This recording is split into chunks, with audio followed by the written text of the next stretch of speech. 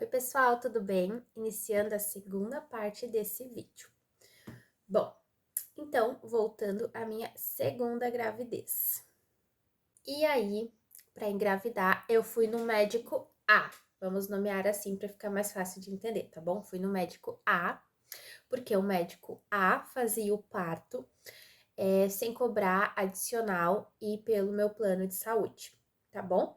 Cheguei nele, pedi os exames para ver se estava tudo certinho, ecografia, tudo certinho para conseguir engravidar, tá bom? Eu sabia dos problemas que eu tinha, sabia que poderia ter problemas, mas eu estava ciente de tudo e queria tentar. Então, fiz os exames, fiz a ecografia, tudo certo, tudo ok. E aí eu falei pro doutor na consulta, doutor, já me deixa prescrito um teste de gravidez de sangue. E ele falou assim, mas isso aí pode levar um ano ainda para tu engravidar. E eu, tá, mas mesmo assim já me deixa prescrito, porque vai que eu posso até estar grávida no meu retorno. Eu falei pra ele, posso até estar grávida e não sei. Ele disse, não, isso aí demora, isso aí leva tempo. Ok. E eu já estava grávida, só que eu não sabia. E aí eu fiquei voltando um pouquinho, né? Eu fiquei fazendo, tirei o DIU em outubro e comecei a fazer o teste de ovulação. Comprei um teste de ovulação. Ó, tá até aqui, gente, eu colei. E eu comecei a fazer. Só que eu tirei o DIU e logo vem o ciclo, né? No 8º dia do ciclo, eu comecei a fazer o teste de ovulação e não deu nada. Ficou branquinho. No 15º dia, que diz que normalmente, que é o período que a mulher ovula, eu fiz também, ó, tudo branquinho, tudo branquinho. Eu fui anotando as datas aqui, ó, todas as datas. Aí, eu disse, não vou ovular agora, vou esperar meu mês seguinte, né, pra eu menstruar e controlar certinho, porque essa primeira menstruação, na verdade, não é menstruação, é o resquício ali da retirada do DIU, né? Então, eu fiz ecografia. Quando eu fiz ecografia, depois de uns dias, o pessoal da ecografia falou assim: olha, tu tá com um monte. Ai, como é que é o nome, gente? Eu sei que eu ainda não tinha ovulado, sabe? Tava meus óvulos cheios de alguma coisa lá, que eu não me lembro. Minhas trombas estavam cheias de óvulos, eu acho. E eu não tinha ovulado. Eu não vou, faz tempo, então algumas coisas eu tô tentando resgatar, mas é difícil, né? E aí ele falou, tu ainda não ovulou esse mês. Deu, opa! Aí eu voltei a fazer, gente. Voltei a fazer o teste de, de ovulação. O teste de ovulação é que nem um teste de gravidez. Tu faz exatamente igual. Só que, ao invés de dar 2 listrinhas para quando tu tá grávida, dá 2 listrinhas quando tu está ovulando, né? E aí, quando der 2 listrinhas, é hora de trabalhar. Por isso que eu comprei esse teste, porque eu queria engravidar o mais rápido possível, né? Mas tem, mesmo fazendo teste de ovulação, tem mulheres que demoram um pouco, tá, gente? Foi assim, o acaso que aconteceu comigo, tá? Aí eu voltei a fazer o teste de ovulação. No 23º dia, gente, ó, não sei se vai aparecer, mas começou a ficar mais forte a segunda listrinha aqui, ó. E aí eu tinha um aplicativo que tu tirava foto do teste e aí falava se tava ovulando ou não e qual o percentual. E aí nesses três testes aqui deu super forte. E aí foi o período que eu trabalhei para fazer acontecer.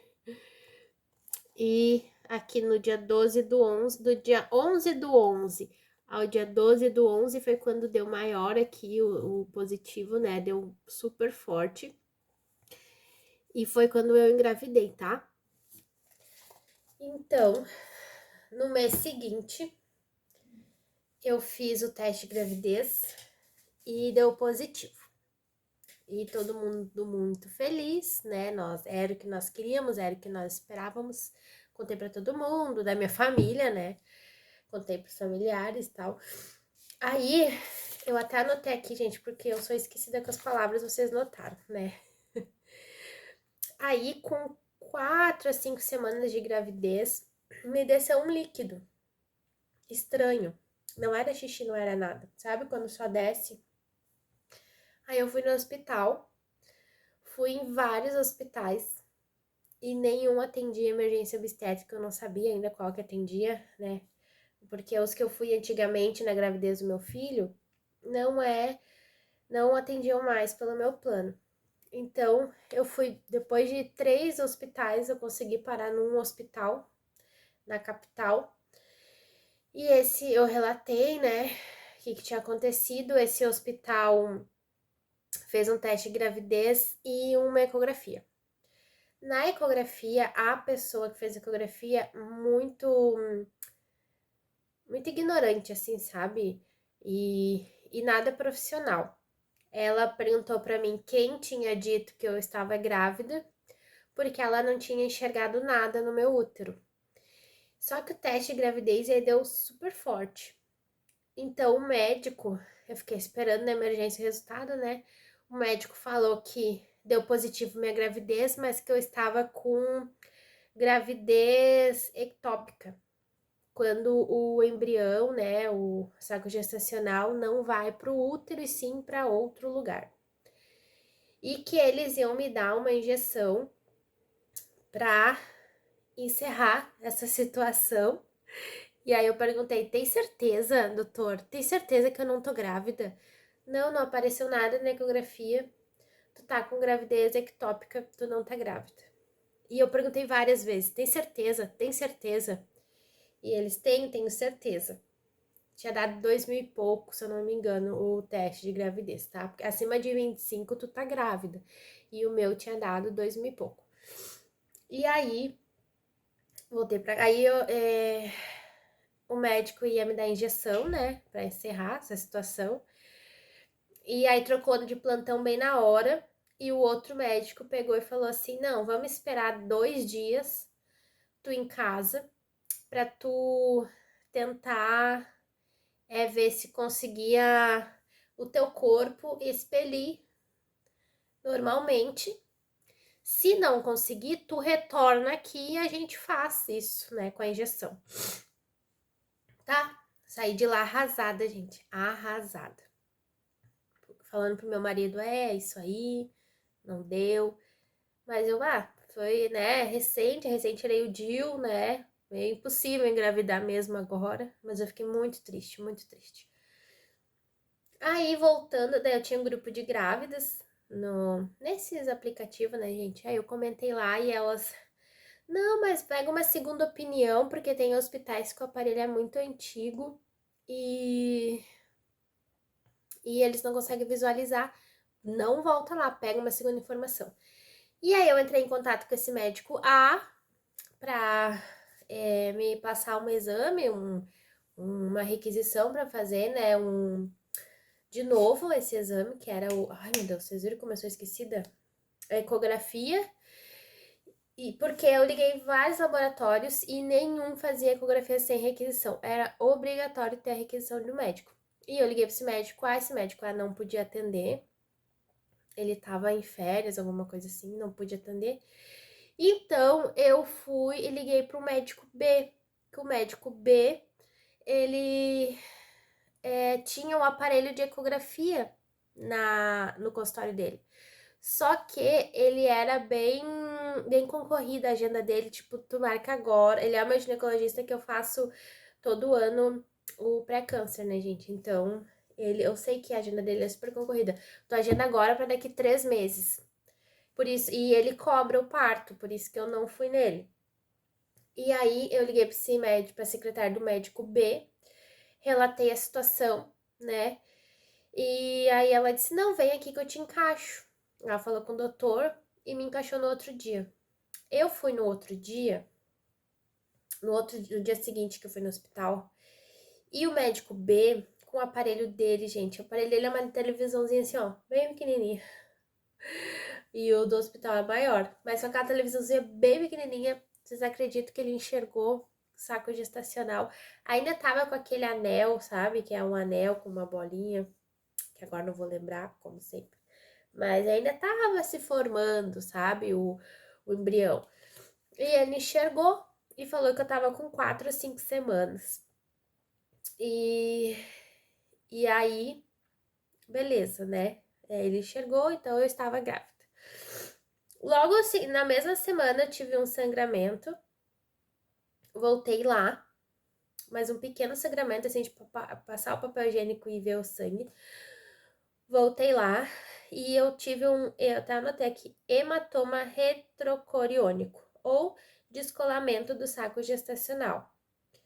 E aí eu tive que ficar em repouso, tive 2 vezes esse mesmo sangramento, eu tive 2 hematomas retrocoriônicos no meu útero, então não foi só um, foi 2 hematomas.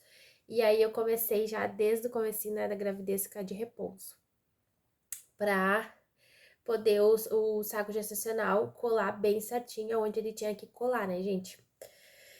Então, já fiquei em repouso aí, tá? Como eu tinha, aí eu segui fazendo pré-natal com esse médico B, porque ele tinha equipamento lá, né, gente? Aí eu estava, depois a gente vê o que faz na hora do parto, mas eu segui com ele, porque o médico A não conseguia nunca contato. Diversas vezes no meio da gravidez eu também tentei contato, não consegui. Aí eu expliquei, né? Ele sabia já da minha situação, da minha condição do IC. E ele falou assim, Michele, com 12 semanas, a gente vai fazer uma ecografia e vamos ver o tamanho do teu colo do útero. Dependendo do tamanho, a gente, né, segue fazendo os procedimentos para a cerclagem, o repouso. E dependendo não, às vezes tu não tem, às vezes foi um caso isolado. Tá. Gente, com 12 semanas, eu fiz lá com ele a ecografia lá no consultório dele. E o meu colo do útero tava medindo 2,2 centímetros com 12 semanas. Para vocês terem noção, eu andei pesquisando, o ideal entre 16 e 24 semanas de gestação, o colo do útero tem que ser no mínimo 2,5 centímetros. Mas normalmente é 4 centímetros, 3 centímetros e meio, 3 centímetros,8, que é o colo do útero, que o útero é assim, e aí no final ele tem um coisinha assim, ó, gente, tá? E ele tem que ser compridinho, né, pra não abrir. O meu, ele era bem curtinho, em vez de ele ser assim, ele era assim, tá bom? Só pra vocês entenderem. E aí, o meu médico não fazia a cerclagem, porque daí, assim, pra segurar a gravidez, porque foi constatada que eu tinha insuficiência ritmo cervical, para segurar a gravidez tinha que fazer um procedimento realizado a cerclagem, que eles costuram aquele colo do útero para ele não abrir, para o peso do bebê não abrir o colo do teu útero. Só que isso pode ser feito só até 14 semanas com segurança. A partir daí o bebê fica muito grande e aí corre risco de dar problema, estourar a bolsa, então o máximo é 14 semanas.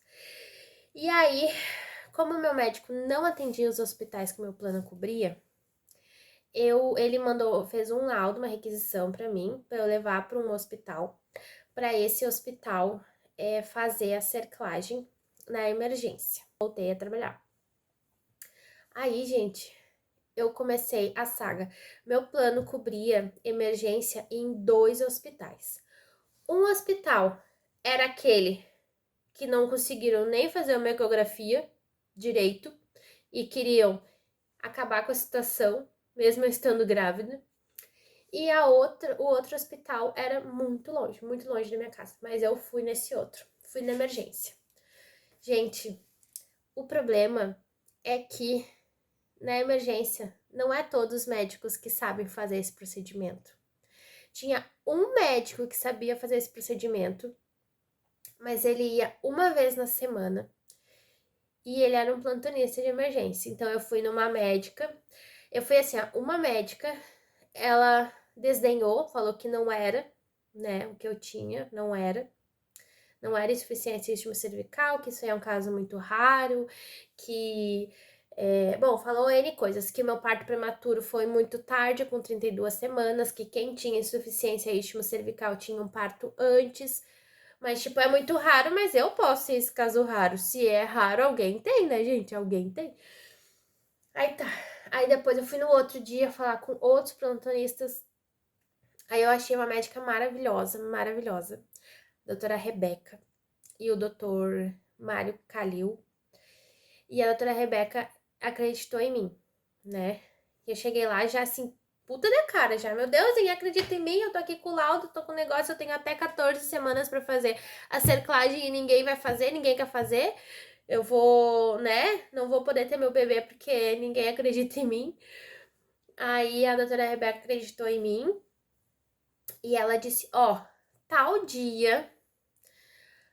Falou pro doutor Mário Caril, né? Que ele também era plantonista no hospital. Tal dia, a Michelle vai vir aqui e tu vai pedir ecografia pra ela, na emergência. Pra ela marcar a cerclagem com o tal doutor, que era quando o doutor ia estar, né? O doutor plantonista. Que era o único que sabia fazer a cerclagem. Todos os outros não é que não sabia, eu acho que eles não tinham experiência, eu não sei, gente, porque eles são médicos maravilhosos, mas era o único ou que fazia na emergência, entendeu? Eu não sei por que só ele fazia, mas tudo bem. Apesar desses outros médicos todos serem muito bons, não tem nada que reclamar deles, tá, gente? Muito bons. Por isso até que eu falei o nome deles, porque são maravilhosos. E isso eu vou falar o nome desses dois, porque é esses dois que assim, ó, são muito maravilhosos. Aí, tá. Aí eu esperei, né, gente? Fui pra casa, porque eu tinha que esperar tal dia. Vamos supor, era numa sexta-feira. Eu tinha que. Quinta-feira da outra semana, né? Vamos supor. Mas daí, entre essa espera pra fazer ecografia, pra ver se na ecografia deles lá, do laudo deles, ia dar que o meu colo era curto. Aí, se desse lá na ecografia deles, eles iam fazer cerclagem. Se não desse, eles não iam fazer. Aí eu tava esperando, né? Em casa, voltei a trabalhar, tudo esperando. Aí um dia acordei de noite, levantei. Gente, escorreu assim sangue pelas minhas pernas, por tudo. Fazia uma poça no chão, assim, de sangue. Eu caminhava assim, ó. Eu sentia um quente descendo, sabe? Eu caminhava e seguia um rastro de sangue. Realmente encharcou, gente. Encharcou. Era muito sangue. Eu nunca vi tanto sangue da minha vida. Entre essa espera, né? Dessa uma semana aí. Aí eu pronto, né? Aconteceu o que ia acontecer, né? O que poderia acontecer. Aí daí de madrugada, meu marido, a gente correu pra emergência desse hospital, que era super longe. A gente correu. A doutora plantonista da noite me atendeu. Fiquei até de cadeira de rodas, gente, de tanta dor e tanto fluxo. Então, eu tive que subir no hospital, assim, nos andares de cadeira de roda, porque eu já não conseguia mais caminhar. E isso eu tava o quê? Com 13 semanas de gestação. Aí, a doutora me atendeu, fez ali olhou, né, como é que tava o meu útero. E ela encheu uma bandejinha, gente. Ela encheu aquela bandeja de sangue coagulado, muito, muito sangue. E aí uma enfermeira foi lá e segura minha mão, sabe, gente? E ela fazia uma cara de sofrimento, assim. E eu, pronto, né? Aí aconteceu, né? O que a gente não gostaria. Aí eu já tava assim, perdi as esperanças, né, gente? Aí ela pediu ecografia lá na emergência mesmo, ecografia de última hora, de madrugada. Fizeram a ecografia, vocês acreditam que tava batendo o coração da bebê e tava lá. Eu ainda estava grávida, gente. Depois de todo esse susto, eu ainda estava grávida. E aí ela me falou que minha placenta tava baixa, né? Eu tive placenta baixa, por isso que deu todo esse sangue, porque quando a placenta tem muito sangue nela, e quando ela fica, é para ela ficar assim, ou no lado, assim no teu útero, é pra ela ficar ou no lado, ou em cima, ou no outro lado. Mas quando ela fica baixa, ela pode sair, gente, descendo, liberando assim sangue. E a minha tava assim. Então, por isso que aconteceu isso. Além de tudo, né? Mais a placenta baixa. Aí eu fui no dia seguinte no meu médico B. Relatei para ele o que aconteceu, levei todos o laudo do hospital, meu atendimento, tudo. E ele me encostou daí. Aí ele me deu um laudo para apresentar no meu serviço e para eu que eu precisava ficar de repouso até o final da minha gestação, porque tava dando muito intercorrências, né, pessoal? E eu tinha que ficar de repouso por vários casos. Eu tive o hematoma retrocoriônico, que é o deslocamento do saco gestacional, que eu tive que ficar de repouso. Eu tava com insuficiência cervical, que eu iria fazer a cerclagem. E eu também estava com placenta baixa. Então, todos esses motivos eu já tinha que ficar de repouso absoluto. E eu fiquei de repouso absoluto. Aí, com 14 semanas, fui no hospital e fizeram a minha cerclagem. Costuraram o colo do meu útero, tá? Eu entrei num dia e saí no outro, porque eles fizeram de madrugada esse procedimento. Eu entrei no meio, assim, dos partos, gente, no meio dos partos de emergência lá, tava eu pra fazer a cerclagem. Era pra eu ter feito, tipo, 8 da noite, eu fiz 2 da manhã, tava todo esse tempo em jejum, mas tudo bem.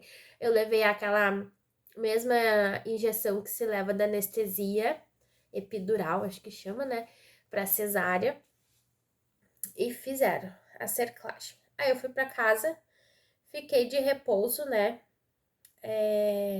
até o final da gravidez. Aí, gente, meu esposo trabalhava, todo mundo trabalhava, né, na volta. E eu tinha que ficar em repouso absoluto, deitada. Não podia levantar para fazer minha comida, só podia levantar para ir no banheiro, não podia lavar uma louça, não podia passar uma vassoura, não podia fazer nada, nada, nada. Às vezes eu comia pra eu não comer deitada, porque eu não gostava de comer deitada, eu enjoava muito, gente. Passei minha gravidez toda enjoada, vomitando. Eu saía de carro, eu tinha que parar em algum lugar, porque eu vomitava. Eu enjoei muito essa minha gravidez. Do nada, você tava deitada e voltei, levantava e ia correndo pro banheiro vomitar. Então eu comia meio assim, sentada assim, meio deitada, assim que eu comia. E na hora de eu levantar da cama, eu também tinha que ter todo um cuidado para levantar, porque normalmente a gente levanta e força muito o útero quando a gente levanta. Podem tentar e é assim que vocês vão ver. Então eu tinha que levantar de lado, assim, gente. Todo um cuidado para não ficar forçando o útero. O doutor pediu para eu colocar a minha cama, os pés da minha cama, colocar 2 tijolos para ficar assim, ó. Aí aqui é os pés e aqui é a cabeceira. Então eu dormia sempre assim, com a minha cabeça embaixo e minha perna um pouquinho mais levantada para o meu útero ficar assim, ó. Para ele não ficar, né, assim, arriscando dar algum problema. Então meu útero, a gravidez toda ficou assim, tá bom? Aí, gente, tá. Meu esposo teve que pedir demissão do serviço para cuidar de mim e a gente tinha um filho, né? Um filho de 7 anos, ele tava na época, 7 anos. E esse filho estuda, esse filho tem compromisso, tem tema, come, toma banho, então eu não poderia fazer mais nada disso. Então ele teve que pedir demissão para cuidar de mim e eu me encostei no INSS para conseguir segurar essa gestação, tá? Aí fui, fiz perícia, tal, beleza. Fiz 2 vezes perícia, pediram para eu renovar 3 meses depois, eu fui lá, renovei, foi aprovado, tudo certinho. Então, bem dizer, desde as 8 semanas eu fiquei de repouso. Não foi fácil, tá, gente? Não foi fácil pra mim, não foi fácil pra minha família, porque eu sem poder fazer nada, tinha vezes que eu me estressava, gente, tinha vezes que eu já não aguentava mais, tinha vezes que eu chorava, tinha vezes que eu reclamava, tinha vezes que eu duvidava, mas a maioria das vezes eu tive muita fé, consultei muitos vídeos para ver se eu achava alguma coisa de sucesso. E às vezes eu perdi as esperanças, mas a maioria das vezes eu tive muita fé que ia dar certo. Eu tentava sempre buscar, assim, pensar em coisas boas, sabe? Que iria dar certo. Com 31 semanas de gestação, aí eu não fiz meu chá de fralda presencialmente, eu fiz um chá rifa, né, pra conseguir. Eu fui tirar minhas fotos, mas todo um cuidado, gente. Eu tirei as fotos bem assim, ó. Tirei algumas fotos deitada. Eu não fiz muito esforço, eu fui meio deitada no carro, mas eu queria registrar esse momento, né? Aí eu fiz as fotos de gestante. E com 31 semanas começou do nada, gente, me dar uma coceira, sabe? Coçar assim, do nada, do nada. Uma coceira nas mãos, uma coceira nas pernas, uma coceira na barriga. E eu já não conseguia mais dormir de tanta coceira. Gente, era uma coceira insuportável. Eu disse, meu Deus, o que tá acontecendo? Eu achava que era estria, mas começou a piorar. Achava, porque estria coça, né? Começou a piorar. Meu Deus, o que tá acontecendo que tá coçando tanto, né? Aí eu pegava a escova, gente, de cabelo e assim, ó, coçava minhas pernas, eu não dormia de tanta coceira, vocês acreditam? Aí teve um dia que eu falei pro meu marido, não, daí de noite, um dia de noite, nessas coceiras, eu disse, meu Deus, não é normal. Aí eu pesquisei na internet, tudo na internet, gente. Eu não saía de casa, não conversava com ninguém, eu usava muito a internet. E detalhe, gente, nem falei, todas, desde o no começo da gravidez, eu estava com a obra aqui em casa. Eu comecei a obra em novembro. E foi quando eu engravidei, vocês acreditam? E a gente comprava material, tudo a gente que comprava, nada ficava com o pessoal que tava construindo, é tudo a gente. Então eu fiquei deitada a gravidez toda aqui, ó, comandando a obra pelo celular. E aí meu marido ia lá, comprava os materiais, mas eu que buscava fornecedor, buscava onde tinha que comprar, buscava o que tinha que comprar, buscava o jeito que eu queria, informava como eu queria, tudo eu deitada fazendo e ele ia lá e executava. Passava informação pro pessoal que estava construindo, né? Por isso que tem pouca gravação da obra. Eu gostaria de ter feito mais, mas não deu por causa dessas intercorrências, tá? Fui para emergência de novo do hospital que eu tinha feito a cerclagem.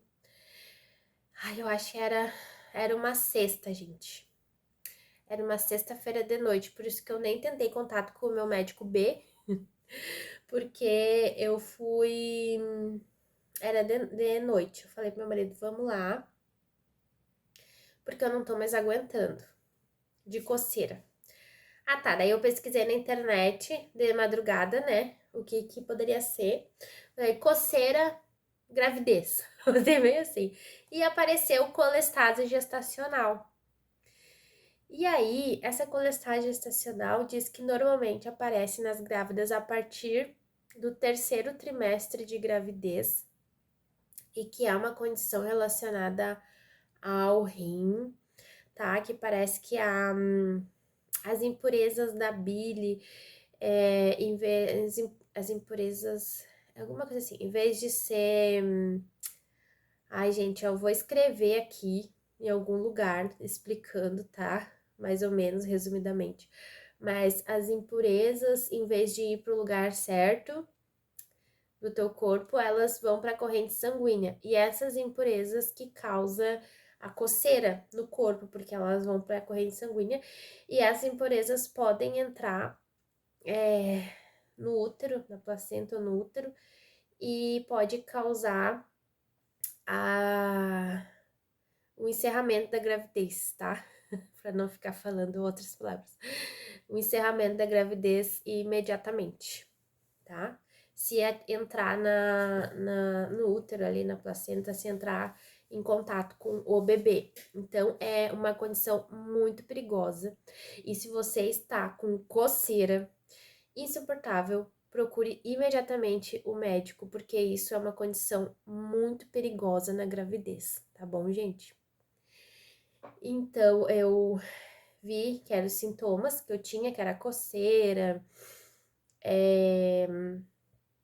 praticamente coceira, gente, eu não lembro mais quais outros sintomas, mas principalmente, ah, tá, o xixi fica mais amarelo, Então, se você está com xixi mais amarelo e com coceira, mas principalmente a coceira, meu xixi ainda não tava tão amarelo, tá? E às vezes a pele da pessoa também fica amarelada. Como a minha pele tem mais um tom, diz o médico, tá, gente? Não sei, mas eles falaram. Tem um tom mais amarelado, puxado pro amarelado, então não dava pra ver muito. Mas fica a pele amarelada, o branco do olho pode ficar amarelado. Mas o meu, como era, eu acho no começo, era mais a coceira mesmo, tá? Não tava tão amarelo, meu xixi não tava tão amarelo ainda. E aí eu falei pro meu marido, não, vamos pro médico, porque eu quero ter certeza, né, que eu tenho ou não essa colestase, porque é muito perigoso. Aí eu fui lá no médico e falei, e encontrei esse doutor, o mesmo doutor que arrumou as coisas para fazer minha cerclagem, o doutor Mário Calil, que ele é maravilhoso, maravilhoso demais. Muito, sim.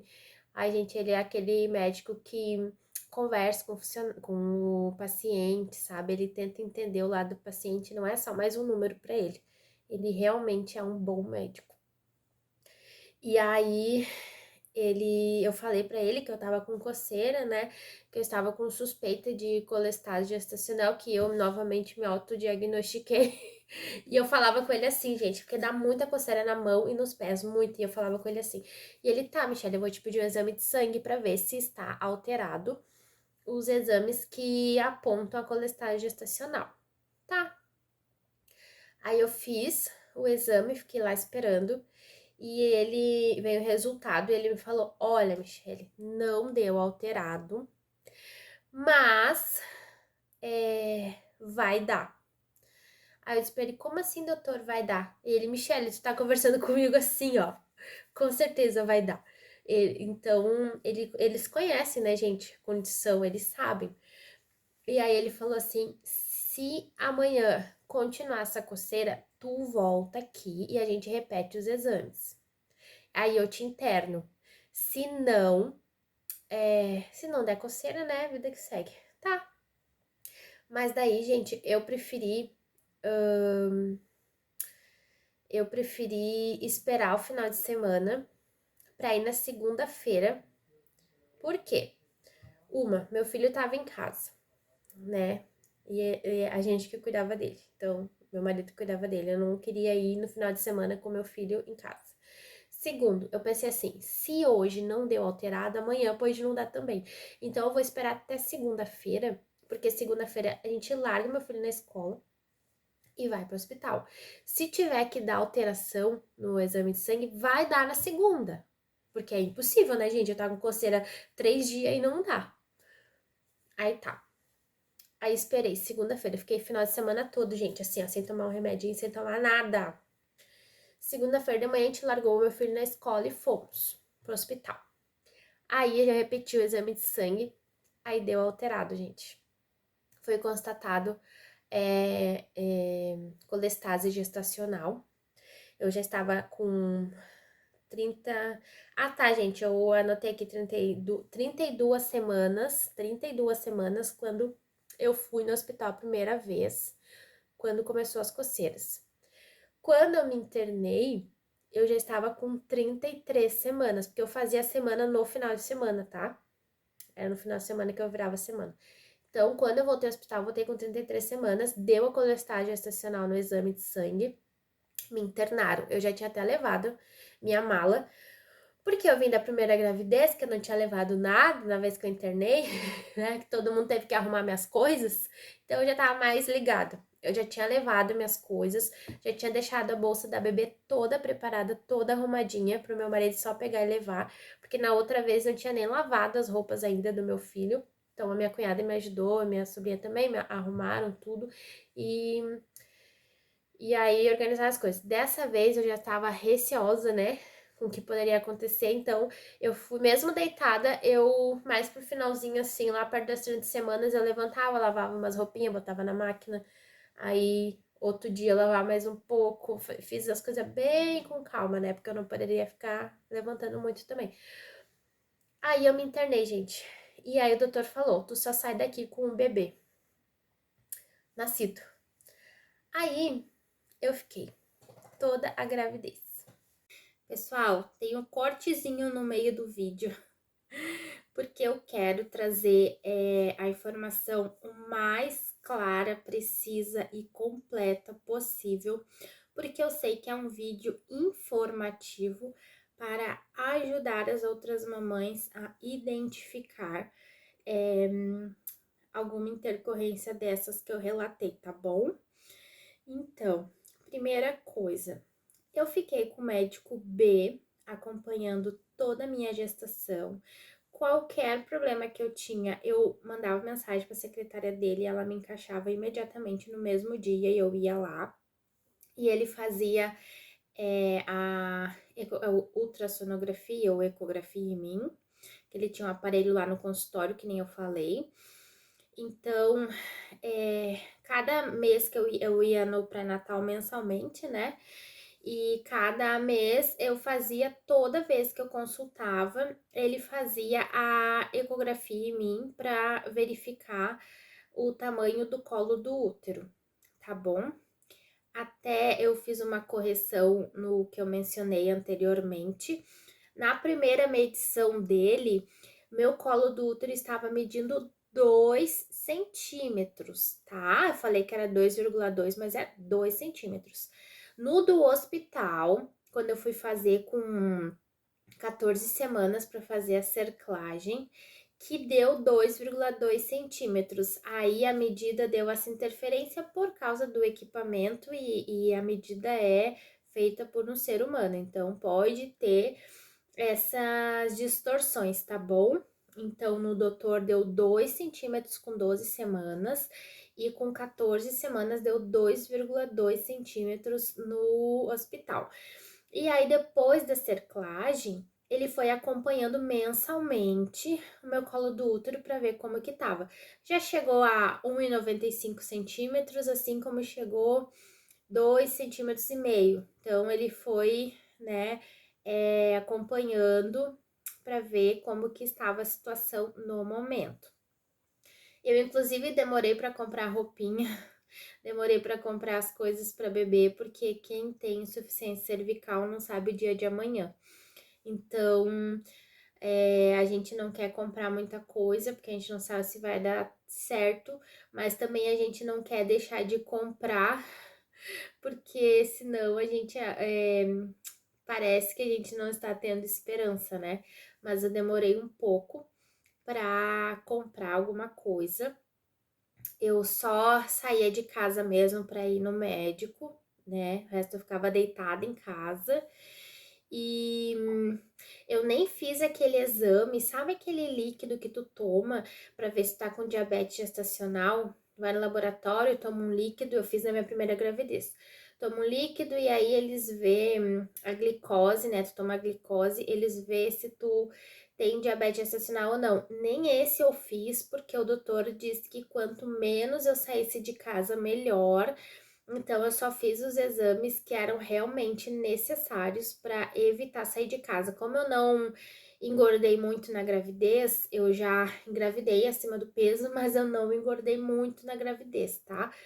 Então, ele não achou necessário eu fazer esse exame e eu não fiz para evitar sair de casa, evitar ficar sentada, porque esse exame fica muito tempo lá sentada, esperando, coletando sangue, enfim. E aí, gente, o que eu queria completar também é sobre a colestase gestacional. Eu quero trazer a informação mais completa possível que eu consegui. Até a época quando eu tive a colestase gestacional, eu tentei buscar uma causa e mencionavam que não tinha uma causa exata ainda, porque que aparecia nas mães, né, nas gestantes. Os cachorros estão brigando, por isso que eu dei uma paradinha.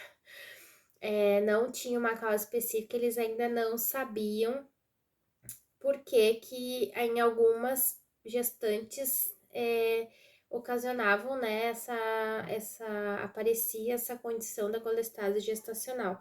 Mas agora, pesquisando o que é colestase, aqui para explicar direitinho para vocês, eu já vi que falam que privação de sono, falta de vitamina D ou muita progesterona no organismo pode causar. Não sei se isso é verdade ou não, eu dei uma lida só por cima, nem abri a matéria, Mas aí, quem tiver interesse pode pesquisar mais. Na época que eu tive, eu pesquisei uma causa e não achei, tá?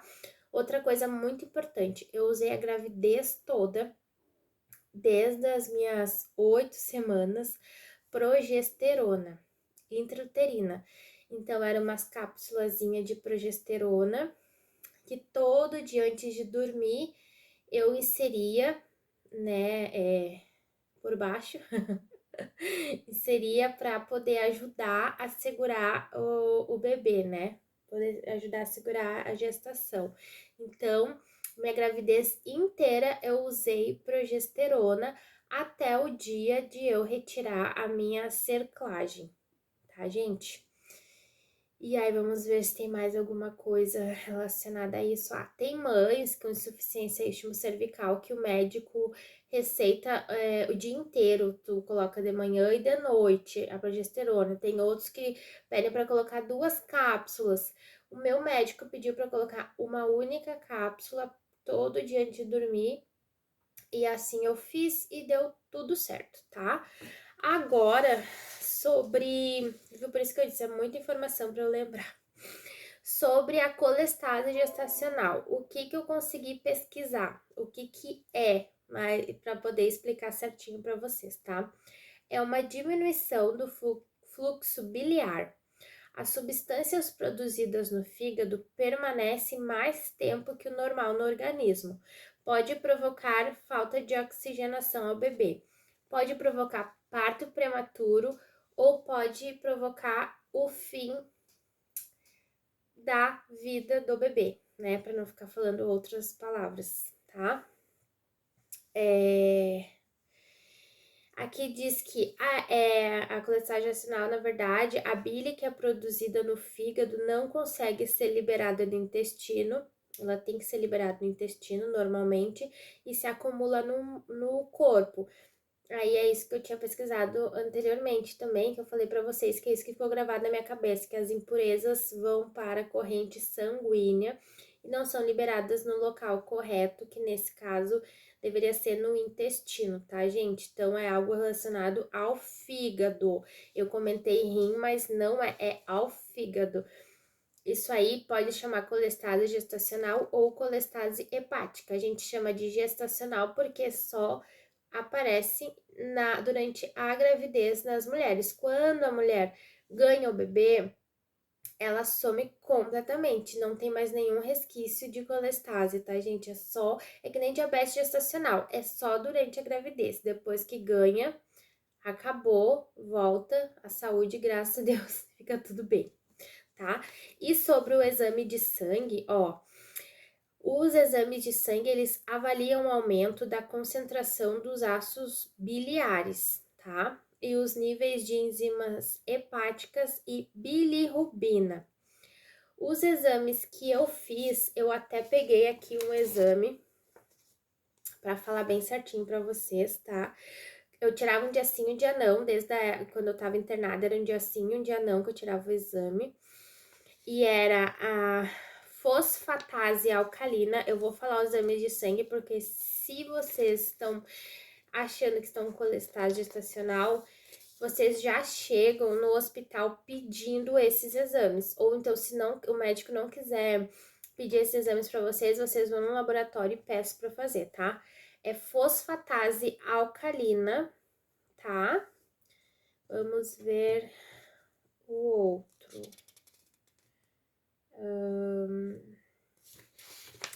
O outro é transaminase glutâmica oxalacética, ou, mais fácil, TGO/AST,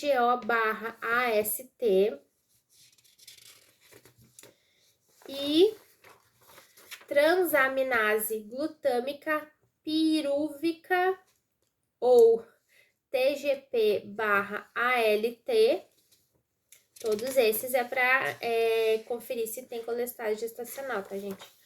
Que esses aqui indicam alteração lá no fígado. Ou não. E gama-glutamil. Só um pouquinho, gente, que é muito grande a palavra.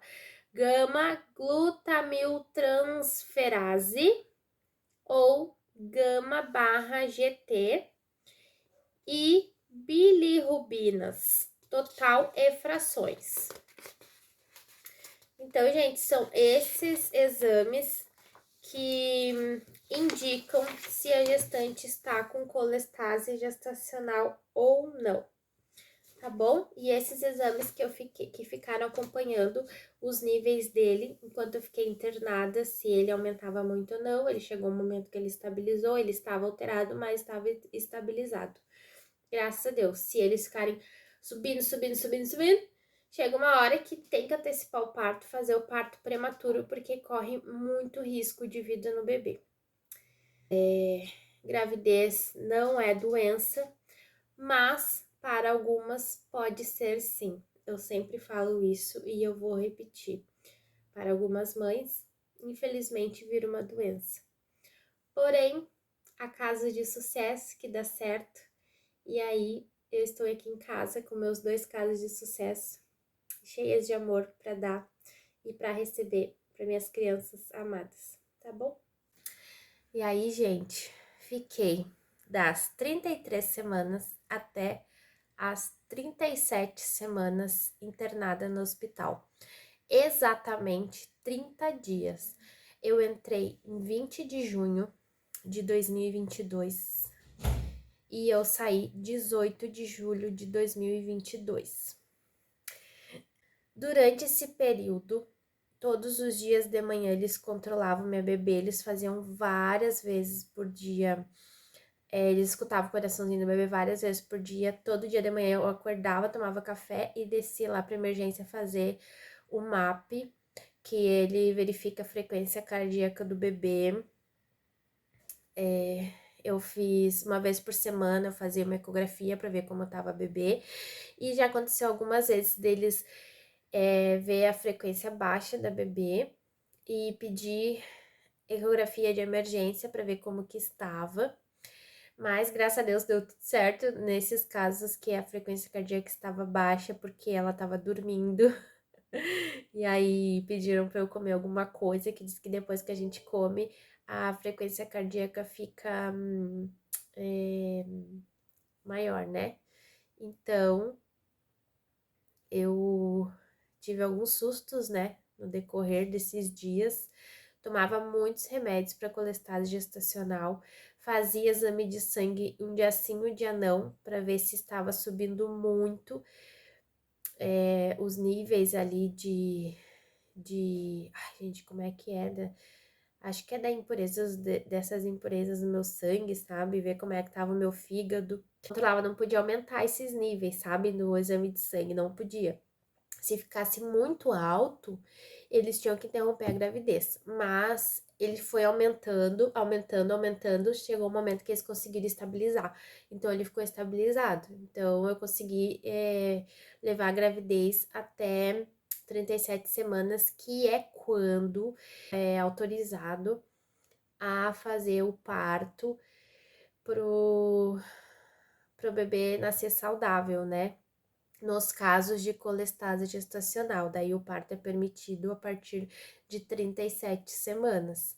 Então, eu tinha que tentar levar a gravidez até lá, para bebê nascer bem, nascer saudável, não precisar ficar na UTI.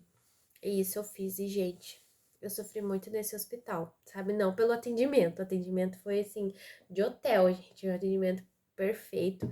Eu conheci muitas grávidas, porque muitas grávidas passaram pelo meu quarto, porque eu fiquei lá 30 dias, né? E só que eu sofri muito até conseguir estabilizar a colestase, eu sentia muita coceira, eu não dormia. Eles me davam muito remédio. Tem um remédio chamado, acho que é Ursacol, que é para colestase, mas é só dado no hospital, a gente não pode tomar em casa esse remédio, ele é muito caro, só receitado por um médico, tá? Mas existe medicamento para colestase, para controlar pelo menos, mas é só receitado por médico, até porque tem que ver qual a quantidade que vocês devem tomar. E eu tomava vários outros remédios, inclusive para conseguir dormir. Depois de um tempo, eles me deram um remédio, mas ele não era um remédio para dormir, ele era um antialérgico que causava sono. Então, durante o dia eu tomava um tipo de antialérgico e de noite eu tomava outro antialérgico antes de dormir, que causa sono para eu conseguir dormir. E aí eu passava uma loção refrescante também no corpo pra não precisar ficar coçando, porque daí minhas pernas, gente, ficaram todas muito machucadas, muito machucadas. Pena que eu não tenho as fotos, eu perdi todas as fotos no meu celular, mas eu fiquei com o corpo todo machucado de tanto coçar. Eu coçava 24 horas por dia. E aí eles me deram esse creme. Agora eu não vou lembrar o nome do creme. Talvez se eu achar o creme por aí, mas eu não sei se eu ainda tenho, eu escrevo pra vocês, tá? Mas ele era alguma coisa com menta. E o hospital fornecia, então quando coçava eu ficava passando. Ele dá tipo a sensação do doutorzinho, sabe, gente? E aí eu ficava passando nas mãos. Nas mãos eu passava muito, nas pernas, na barriga, pra, em vez de coçar, eu passava o creme pra ver se dava, aliviava um pouco a coceira. E aí, gente, com 36 semanas, tiraram a cerclagem, eu ainda estava cerclada. Então eu tinha que ficar também de repouso, né? Também no hospital, mas aí eu não usei comadre, eu levantava pra ir no banheiro, tá? Eu comia tudo certinho, mas eu ficava mais de repouso. E com 36 semanas tiraram a cerclagem para ver se eu entrava em trabalho de parto normal, sem precisar induzir ou fazer a cesárea, porque eu queria parto normal. Então, naquele quarto, gente, eu me enlouqueci. Daí eu já comecei a caminhar, comecei a fazer agachamento, comecei a subir e descer escada, comecei a fazer tudo. No dia do parto, quando fechou 37 semanas, foram ver, eu tava com 3 centímetros de dilatação. Não dilatou, bem dizer nada, né, gente? Dilatou 3 centímetros. Aí induziram o parto, eu fiquei 4 horas induzindo. Foi bem doloroso, bem doloroso. Eu tava com contração de 2 em 2 minutos, durava 40 segundos a contração. E eu já tava pedindo anestesia, só que eu tava com 5 centímetros de dilatação ainda. E ainda não podia me dar anestesia, então eu já não tava mais aguentando, gente. Não tava mais aguentando, assim, ó. A dor era insuportável. Eu fui pro chuveiro, eu fui pra bola. Eu fiz tudo que eu estudei a gravidez toda pra fazer, pra aumentar a dilatação. Tudo que podia fazer, eu fiz. Eu fiquei muito tempo mais chuveiro, eu fiquei muito tempo na bola. Bom, eles deram todas as oportunidades para eu ter o parto induzido, né? Porque eu não conseguia entrar em trabalho de parto normal, para eu ter o parto normal. Mas chegou um momento que a doutora disse, Michele, já tá 4 horas e não dilatou mais nada. Tu vai sofrer muito, eu já não conseguia nem escutar, gente, nem escutar. Nem quem falava comigo, não conseguia falar pro meu marido assim, não fala que quando tu fala dói mais. Coitado, gente. Aí ela se tu quiser optar pela cesárea, é só tu falar e a gente vai pra sala fazer a cesárea. E eu já não aguentava mais, gente, daí eu recorri à cesárea de novo. Mas dessa vez eu fui tranquila pra cesárea porque eu sei que foi uma opção minha, né? A primeira vez, toda vez que eu falava antes da segunda gravidez, eu embargava a voz, porque não foi uma opção minha, foi forçado, uma cesárea forçada. Mas dessa vez fui eu que escolhi ir para a cesárea. Eu tentei o parto normal, tentei induzir até onde eu consegui, até onde meu corpo aguentou. Mas foi a melhor coisa, eu acredito hoje que foi a melhor coisa eu ter feito a cesárea. Ai, gente, eu tava sentindo tanta contração no momento que ela deu anestesia, assim, pra cesárea. Ai, eu voltei, assim, eu fui ao céu, eu voltei. E foi uma maravilha, porque eu já não senti mais nada. Aí a Sara nasceu super bem, nasceu com 3 quilos, 150, se eu não me engano. Ficou comigo o tempo todo, ficou no quarto. No pós-parto ela ficou comigo. Foi outra história, sabe, da Sara. Depois que ela nasceu foi outra história, comparada do Ian, né? E aí ela ficou comigo, aí todo esforço valeu a pena, gente. Toda vez que eu fiquei deitada, toda vez que eu chorei, que eu fiquei chateada, mas que eu tive fé, todas as dores que eu passei, deu pra ver que tudo valeu a pena nesse momento que ela nasceu bem, ela nasceu saudável, ela nasceu no tempo, não nasceu prematura. E ela foi pro quarto comigo, eu amamentei ela, ela ficou. Eu mudei ela, o primeiro banho, ela nem tomou banho no hospital, porque a gente ia dar banho no dia seguinte, porque tava muito frio, né? No caso, ela nasceu num dia, a gente ia dar banho no outro. Mas aí, como tava muito frio, que ela nasceu em julho, eu disse, não, vamos dar banho só no dia de ir pra casa. Mas aí, no dia de ir pra casa, deu algum problema que faltou água e não deu pra dar banho nela. Então, ela tomou banho em casa, eu dei o primeiro banho nela. No Ian, não fui eu que dei o primeiro banho nele. Eu olhei, filmei, mas não fui eu, foi as enfermeiras, que ele era muito pequenininho. Mas eu dei o primeiro banho nela, eu fiquei com ela, então... O final foi um final de alegrias, gente. Final que deu tudo certo. E ela veio para casa, ela nunca mais precisou voltar para o hospital. E graças a Deus foi um final feliz, apesar de todas essas intercorrências, tá? E aí, o meu médico, eu não ganhei com ele, o médico B, não ganhei, não fiz o parto com ele. Mesmo, eu cogitei pagar ele, né? Mas eu também cogitei ir ganhar com um plantão, mesmo sem ter tido nenhuma intercorrência. Cogitei isso. Porque eu pensei, se vir o parto normal, é só eu chegar no plantão e vai ter o parto, né, gente? Mas aí no fim acabou que eu realmente tive com um plantão, porque eu fui internada 30 dias antes e meu médico não atendia nesse hospital, nem para acompanhar assim as gestantes, né?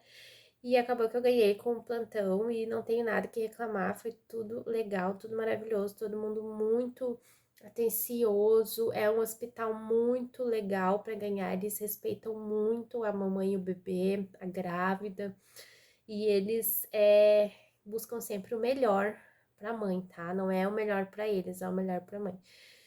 Então, gente, esse é o meu relato, o caso foi no fim, apesar de tantas intercorrências, deu certo.